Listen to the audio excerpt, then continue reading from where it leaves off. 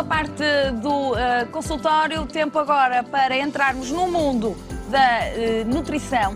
Na terceira parte, relembro que falamos sobre hipotiroidismo. Vai ter a oportunidade de esclarecer dúvidas no âmbito da especialidade de endocrinologia. Pode continuar a ligar, 225 083 204. Pode também mandar as suas questões por escrito, enviá-las via online para consultório@portocanal.pt. Cumprimentar o nosso segundo convidado desta tarde, Eduardo Talon. Olá, muito boa tarde. Olá, licenciado em Ciências da Nutrição, e vamos voltar aqui a referir a importância e a perceber porque é que esta importância de facto é uma realidade do acompanhamento nutricional, sobretudo numa altura em que parece que a informação corre à velocidade da luz e, portanto, as pessoas têm todas muitos conceitos, baralham muito algumas palavras-chave e explicarmos então qual é a importância deste acompanhamento nutricional. Exato. Então, hoje, como você disse muito bem, vivemos num mundo de muita informação. Aqui o grande problema é que onde há informação há também desinformação. E muitas vezes as pessoas optam por fazer ou seguir uma alimentação saudável com o intuito de perder uns quilos, porque aquela pessoa fez, ou aquela pessoa disse, ou aquela pessoa come e naquela pessoa fez bem, então em mim também vai fazer bem. Aqui a grande realidade é que cada caso é um caso e cada pessoa é uma pessoa. Portanto, aqui sim surge a importância do acompanhamento nutricional por um profissional, seja por um nutricionista, seja por um médico, especialista na área, que possa acompanhar a pessoa fazendo um plano alimentar adequado às necessidades daquela pessoa e sem entrar aqui em generalismos, não é? Porque, no fundo, as pessoas cada vez mais optam por ir à internet, optam por pesquisar que alimentos é que são saudáveis, que alimentos é que não são saudáveis. Inclusive, existem disponíveis na internet cardápios, não é? De alimentação que a pessoa faz e perde X quilos em 2 horas, não é? E, efetivamente, aqui corremos alguns riscos. Alguns riscos porque não sabemos até que ponto aqueles alimentos são adequados ou não para aquela pessoa e, portanto, reforçando a ideia de que deve haver um acompanhamento nutricional. E, portanto, não deve, essa ideia de acompanhamento é muito importante na medida em que há um seguimento de todo o processo. Ou seja, as pessoas terem a necessidade de perderem uns quilos só pela estética e recorrerem a estas magias, não é, que vemos aí publicitadas em cada canto, tem essa problemática relacionada com a saúde, ou seja, podemos estar a prejudicar. Ninguém é defensor da obesidade, falamos aqui todos os dias da obesidade, inclusivamente como fator de risco para quase todas as doenças. Agora, entre ser obeso e estar bem nutrido ou mal nutrido, vão diferenças grandes, não é? Com certeza. Ou seja, as pessoas tendencialmente vão à procura do milagre e aí sujeitam-se a alimentações demasiado restritas e isso sim pode pôr em causa a saúde da pessoa. Ou seja, a pessoa perde uns quilos, sim, perde rapidamente, sim. Não quer dizer... perde nutrientes. Perde tudo, não é? Tudo, perde o que é bom e perde o que é mau, perde as duas coisas. Aqui é importante não ter pressa. Na parte do emagrecimento é importante não ter pressa. Eu costumo dizer que a muralha da China não se construiu em 2 dias.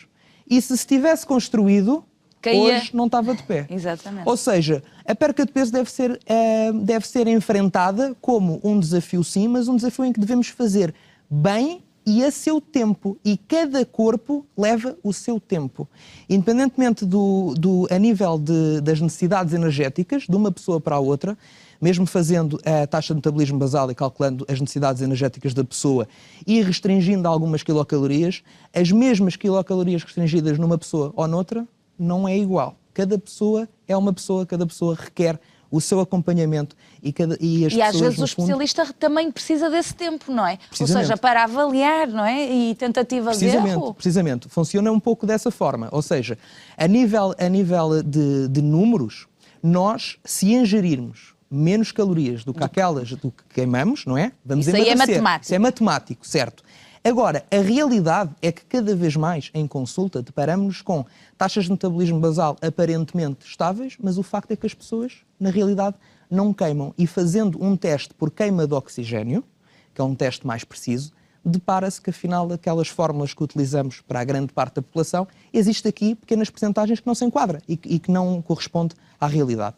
Em Portugal estamos a viver, como na maior parte das sociedades industrializadas e desenvolvidas, um problema relacionado com a obesidade. Qual é a perspectiva que tem sobre a população portuguesa? Estamos de facto mais gordos todos? É assim, a nível, referi um ponto muito importante, na minha opinião, que foi populações desenvolvidas. Hoje, populações em desenvolvimento já apresentam valores preocupantes de excesso de peso ou de pré-obesidade e de obesidade. Com isto, eu tenho esperança que os valores da obesidade atuais, tanto em Portugal como no resto do mundo, são assustadores, sim. Eu tenho esperança que com a implementação de uma série de coisas que se estão a fazer nessa área, da prevenção, que estabilizemos esse valor e o começamos a baixar pouco a pouco. Agora, é uma coisa que vai dar muito trabalho e que vai levar, lá está, outra vez, tempo. Porque, repara, as pessoas estão formatadas para fazer um estilo de alimentação. Isto não são os hábitos, é outra ideia que temos aqui muitas vezes no consultório, é que, de facto, mudar os comportamentos é muito mais difícil do que tomar uma medicação. E então, no que diz respeito aos nossos hábitos alimentares, que são hábitos enraizados no seio de uma família, no seio de uma sociedade, é muito complicado, não é? É de facto muito complicado e essa é a chave para uma pessoa conseguir ser saudável, mudar hábitos de vida. Tem que mudar o chip para o saudável, não é? E não para a perda de peso só pela perda de peso, exatamente. É isso? Ou seja, temos que adotar um diferente estilo de vida. Ou seja, nós não temos cá à partida dizer assim, eu nunca mais vou comer isto ou nunca mais vou comer aquilo, porque cá à partida isso é um erro. Porque, repare, existe, por exemplo, a época do Natal, uma época que causa muita preocupação a muitas pessoas. Isso não vai mudar. Não, porque a sociedade portuguesa é muito tradicional, portanto vai sempre existir, e a não ser que as pessoas, na altura do Natal, deixem a família, não vão à casa da avó e do avô e dos pais, e isso não acontece, não é? Claro, mas tem que se viver em sociedade. E isso vai continuar a existir, ou seja, o Natal, eu costumo dizer, o Natal não deve ser a preocupação. Devemos é trabalhar para que, no resto do ano, para que no Natal possamos cometer um excesso ao outro, sem ter que estar com peso na consciência. E repara, se nós formos saudáveis 300 dias por ano, os outros 60, dá para fazer os dias uns de festa dá para fazer e as férias. Tocou também num ponto muito importante, que é mais fácil tomar um medicamento do que mudar hábitos de vida. Esse ponto é muito importante e por isso é que cada vez mais os serviços de nutrição estão integrados em equipas multidisciplinares, como é o caso da nossa clínica. Estão integrados numa equipa multidisciplinar que consiste numa equipa em que tem um nutricionista, tem um médico, tem um psicólogo, porque por vezes a questão relacionada com um distúrbio alimentar, a razão desse distúrbio não é meramente alimentar. Há muita coisa à volta e se calhar muita coisa que tem que ser analisada mesmo medicamente e poderá requerer então a entrada de um fármaco no auxílio para conseguir esse objetivo. Portanto, para desbloquear algumas situações, a medicação existe para ajudar, não é? Agora, obviamente que a mudança de mentalidade e de comportamento tem que partir da pessoa. É quase como deixar de fumar. Precisamente. Acontece-nos às vezes virem filhos com os pais, e porque o filho está com excesso de peso. E a pergunta é clara, se a criança está disposta a mudar. E quem diz na criança, isto acontece com o marido e a mulher. Vem o marido porque a mulher obrigou a vir. Temos que estar dispostos a mudar. Eu falo por experiência própria. Eu já pesei 125 quilos. E eu só mudei quando decidi mudar. Quando eu meti na minha cabeça a dizer não, acabou. Eu não vou ser assim. Eu não vou estar com 20 anos e com problemas de uma pessoa de 50 a nível cardíaco derivado do excesso de peso. Eu tenho que mudar hábitos de vida. E às vezes é preciso as pessoas também se informarem acerca desses danos que a obesidade causa, não é? A obesidade hoje está relacionada com tudo. Todo o tipo de doenças. Podemos esticar a plasticina e levar até à obesidade. A obesidade hoje, salvo erro, é a segunda maior causa de morte. Em breve poderá ser a primeira. Muito em breve. Portanto, é a chamada epidemia do nosso século e temos que estar muito atentos. Século XXI. Os mitos mais atuais, vamos dizer assim, relacionados com a alimentação, na sua visão, são quais hoje em dia? Existem muitos. Mas já que pergunta, podemos falar aqui já em 2 casos.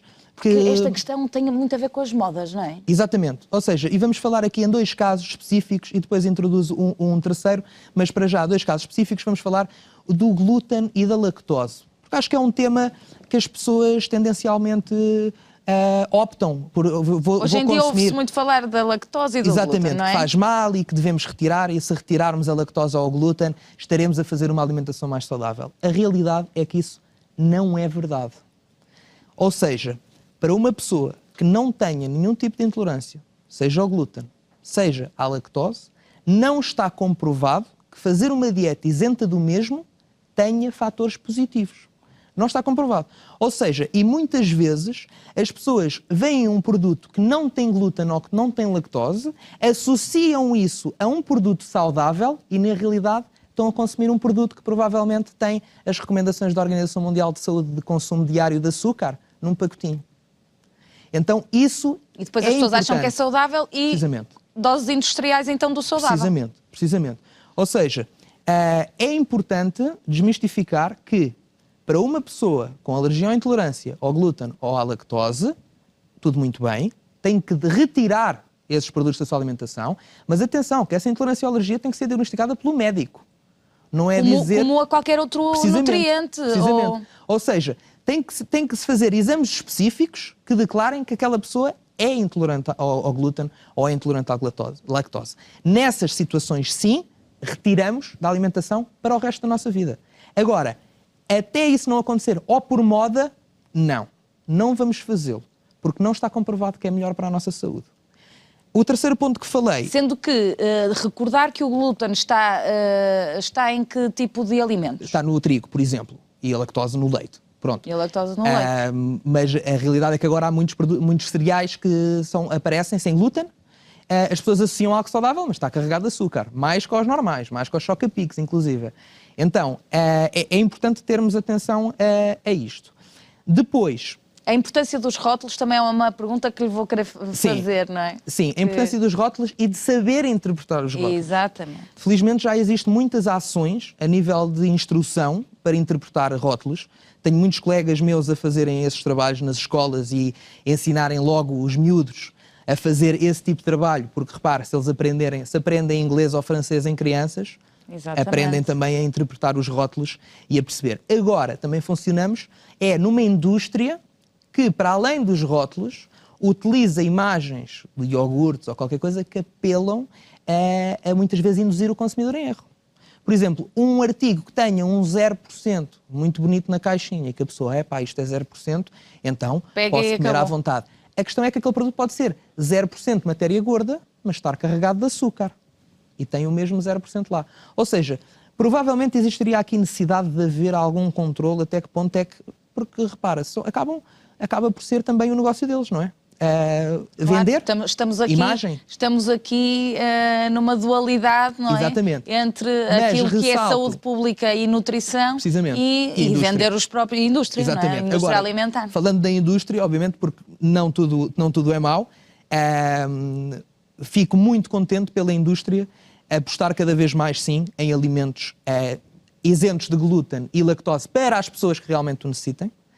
Portanto, há mais oferta, não é? Hoje em dia há mais oferta, têm esses problemas. Sim, há mais oferta e os preços permitem chegar a qualquer família. São mais elevados, sim, mas não é a loucura de preços que era há 5 anos atrás, provavelmente. E isso sim é uma ressalta importante que nesse campo estão a fazer sim um bom trabalho. Também é positivo. Agora, ia-me falar de mais algum mito? Ia-lhe falar na questão de alimentos saudáveis.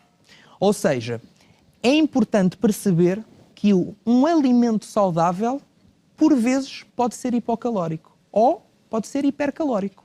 Ou seja, quer dizer pode ter mais ou menos calorias. Exatamente. Mais calorias do que o normal ou menos calorias do que o normal. Pode ter muitas calorias e ser saudável, ou seja, não afeta o corpo. Precisamente. Agora, mas não contribui para a perda de peso. Exatamente. Ou seja, para uma pessoa com normopeso, ou seja, com peso normal, uma pessoa atlética, uma pessoa que tenha um desgaste energético acima da média, poderá, obviamente, optar por consumir maior variedade de alimentos, sim, saudáveis e hipercalóricos. Uma pessoa que tencione emagrecer terá que ter algum cuidado principalmente a racionar as dosagens deste tipo de produtos, que são saudáveis sim, mas têm que ser consumidos em moderação, por causa do seu alto valor energético. Então, no fundo, definir que uma alimentação saudável não quer dizer que seja uma alimentação para emagrecer. São duas coisas diferentes. Existe uma alimentação saudável e uma alimentação, obviamente, saudável para emagrecer. Deverá ter menos calorias.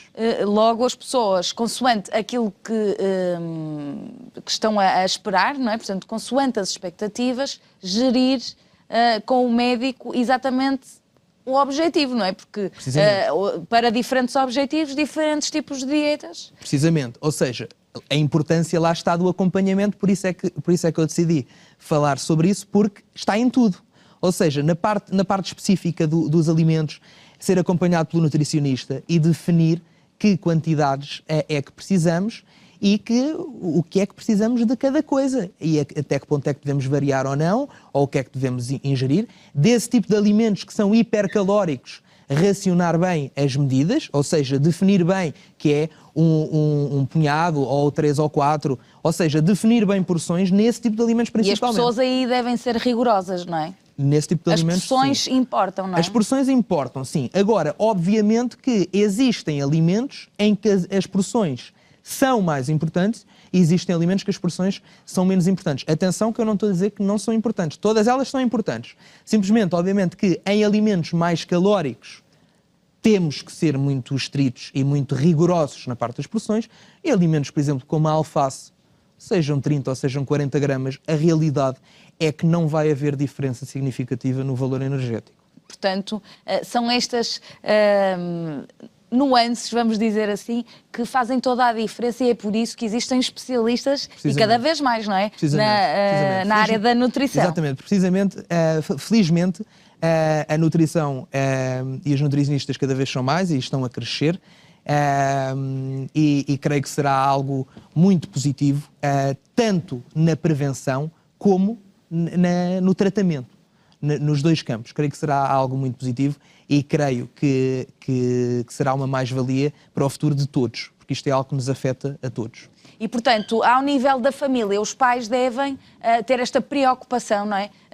Ao nível da célula familiar, tudo funcionar de igual forma, porque se nós pregarmos uma coisa, mas fizermos outra, as coisas não resultam. O exemplo vem de cima.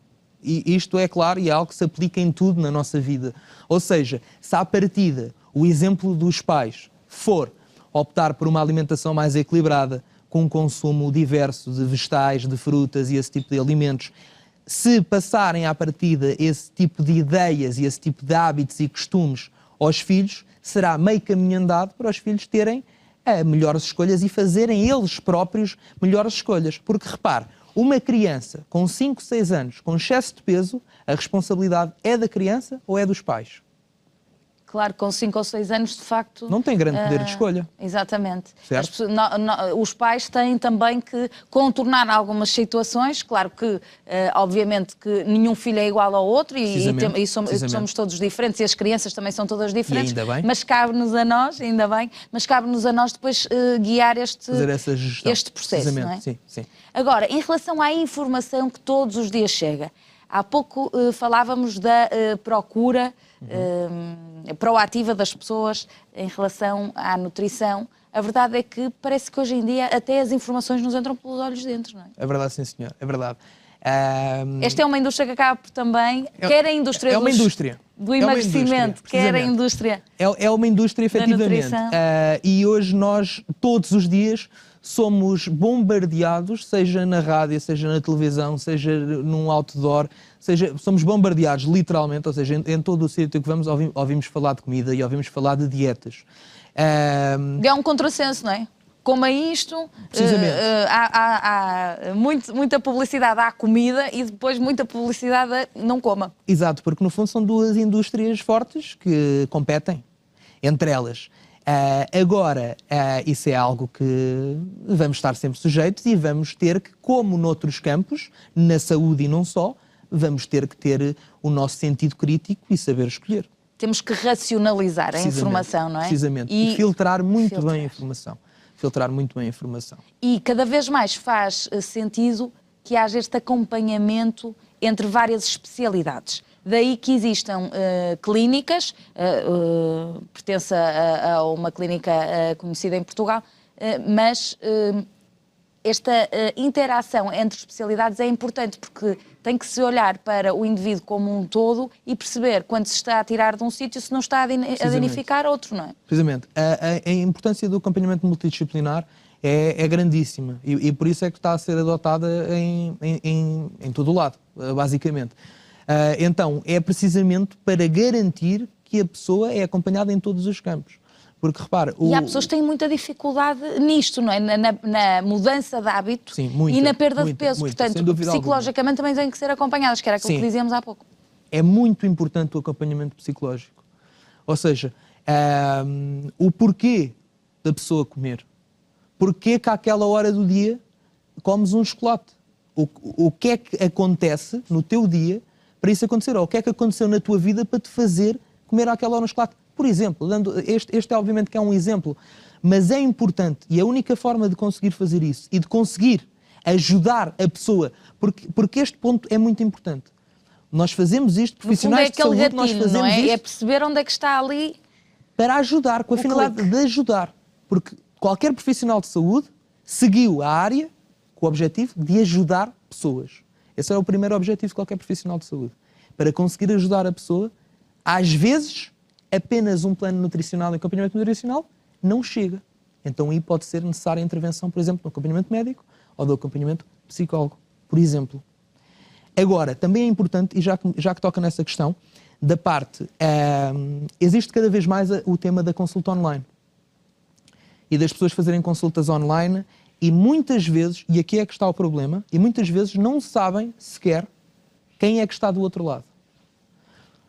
O meu apelo a essas pessoas é que, independentemente se fazem consultas online ou não, porque existe isso e faz todo o sentido existir, atenção, mas que saibam quem é que está do outro lado. E que saibam que é Dr. X, com o número de cédula tal, e que faz isto, que há uma pessoa do outro lado. Confirmem até que ponto é que não estão a pagar para haver um robô a fazer-lhes um plano alimentar. Ou a enviar-lhes um plano alimentar que é a chapa 3 igual para toda a gente, que paga aquele plano X com direito a Y e fazer as coisinhas todas. Isso é extremamente perigoso, até porque durante este processo pode... tudo o que tem a ver com a alimentação, de facto, também entra com as outras áreas do indivíduo e muito mais a mental. Eu acho que não raras vezes já ouvi histórias de pessoas e casos de pessoas que começam a fazer as dietas para perda de peso e facilmente perdem o controle da situação e dali a nada já têm que ser tratadas ao nível das anorexias e das bulimias. Portanto, estamos aqui a jogar entre aspas, sim, com a vida das pessoas. Certíssimo. É muito complicado. Daí a importância do seguimento e daí a importância de que a pessoa, mesmo que tenha atingido o objetivo do seu peso e que se sinta bem com o seu peso, é a importância que vá e converse. Olha, doutor, eu atingi o meu peso, como é que devemos prosseguir assim? Será que já posso introduzir às quintas-feiras aquele pastelinho de nata que gostava tanto? Ou seja, tudo isto é importante, a comunicação, porque nós somos pessoas e as pessoas comunicam. E não tem que ser tudo chapa... Não. Chapa 5 e assim. Siga, não é? Porque cada pessoa e os é uma dias pessoa. não são todos iguais e as necessidades calóricas. Precisamente. E no fundo, cada pessoa tem os seus hábitos. E uma pessoa que há 30 anos come X alimento, uma pessoa não pode agarrar e dizer assim, meu amigo, você nunca mais pode comer isto porque isto faz que você esteja gorda. Não pode fazer isso. Ou seja, tem que ser algo muito gradual, pessoa, tem que ser sensibilidade aqui neste Tem processo. que haver, de facto, sensibilidade. Porque cada caso é um caso. E eu, às vezes, inclusive, vejo críticas a planos alimentares e as pessoas criticam e não sabem o que é que se passou na consulta. Não sabem porque é que a razão daquele alimento, que até não faz grande sentido, mas está naquele plano alimentar da pessoa. E se calhar está no plano alimentar da pessoa porque realmente era algo que a pessoa não prescindia, ou algo que a pessoa gostava muito, ou algo que lhe fazia lembrar os tempos de criança e era algo muito importante para a vida da pessoa. Ou seja, temos que ser racionais. Ou seja, e quando criticamos, fazer críticas construtivas e ao menos explicar o porquê e tentar ajudar e não simplesmente isto está mal, isto é uma estupidez, por exemplo. E quer-nos falar do projeto da clínica à qual está associado, dar 2 palavrinhas, Sim, com certeza. Por exemplo, para as pessoas que procuram ajuda, Com certeza. terem Então, confiança num dos sítios que pode ajudá-las. Eu trabalho na Clínica Médica Dr. Talon. Temos sede em Lisboa, mas temos clínicas tanto no Porto, como em Coimbra, em Faro, no Funchal e nos Açores. Atualmente eu estou a tempo inteiro aqui no Porto, precisamente para tentar estar mais perto das pessoas daqui, dos nossos pacientes daqui do Porto. E no fundo trabalhamos com esse método, o método de acompanhamento multidisciplinar, com várias valências, para tentar, um método obviamente, do qual já recolheram experiência há muitos anos, há não é? 33 ou 34 anos, agora se a memória não me falha. E isso também é importante, não é? Ir adquirindo a experiência caso a caso, porque como dizia há pouco, cada caso é um caso, precisamente, não é? E é muito importante, nos centenas de milhares de pessoas diferentes que já passaram por nós, cada pessoa é diferente, mas cada pessoa nos ensinou alguma coisa. E de facto, todos esses anos de experiência, mas também número, porque às vezes não é só anos de experiência, não é? Mas anos de experiência e diferentes casos permite-nos ter outra forma de encarar o problema e outra forma de ajudar a pessoa, porque esse é o nosso objetivo principal. Muito bem, agradecer à Dr. Eduardo Talon a presença aqui no consultório. Obrigado, nós seguimos para intervalo, a seguir falamos sobre hipotiroidismo.